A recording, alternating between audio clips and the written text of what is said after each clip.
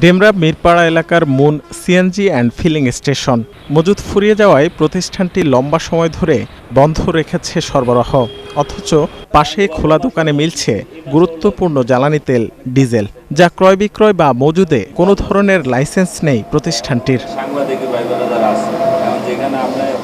Feeling স্টেশনের tank lorry এবং বিভিন্ন যানবাহন থেকে অবৈধভাবে কেনা এই জ্বালানি তেল বিক্রি হচ্ছে চড়া দরে, যদিও তা অস্বীকার করেন বিক্রেতা। যুদ্ধের আগে যে সময় তেলের ছিল ওই সময় আমরা গাড়ির থেকে ড্রামে নামাইছি, ড্রামে দিছি, কিন্তু এখন তো আমরা তেল পাই না। সাইডে দোকান আছে, দোকানদাররা নেয়, আবার যারা জাহাজ বেচে জাহাজে মাল টানে ওনারা নেয়।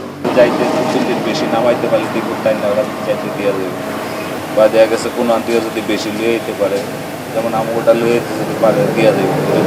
ডেমরা এলাকায় একদিকে রয়েছে ছোট বড় অসংখ্য শিল্প প্রতিষ্ঠান, অন্যদিকে পণ্যবাহী যানবাহনের নিয়মিত চলাচল। এই দুয়ে মিলে বাড়তি চাহিদা রয়েছে ডিজেল ও ফার্নেস তেলের, যা পুঁজি করে খোলা তেলের রমরমা বাণিজ্য চলছে সংকটের এই সময়েও। তেল সংগ্রহ করে গিয়ে আরেক জায়গায় বিক্রি করে দেয় এবং বিক্রি করে আবার তারা লাইনে দাঁড়ায়, এরকম কিছু মোটরসাইকেল চলে আসছে। এর জন্যই আসলে আমার মনে হয় একটু সংকটটা বাইরে গেছে। খোলা যদি খুচরা তেল কিনতে যাই, লিটার প্রতি 20 টাকা 30 টাকা দিয়ে বেশি দিয়ে তেল কিনতে হয় খোলা তেল, আর পাম্পে থেকে নিলে 100 টাকা লিটার নেওয়া যায়।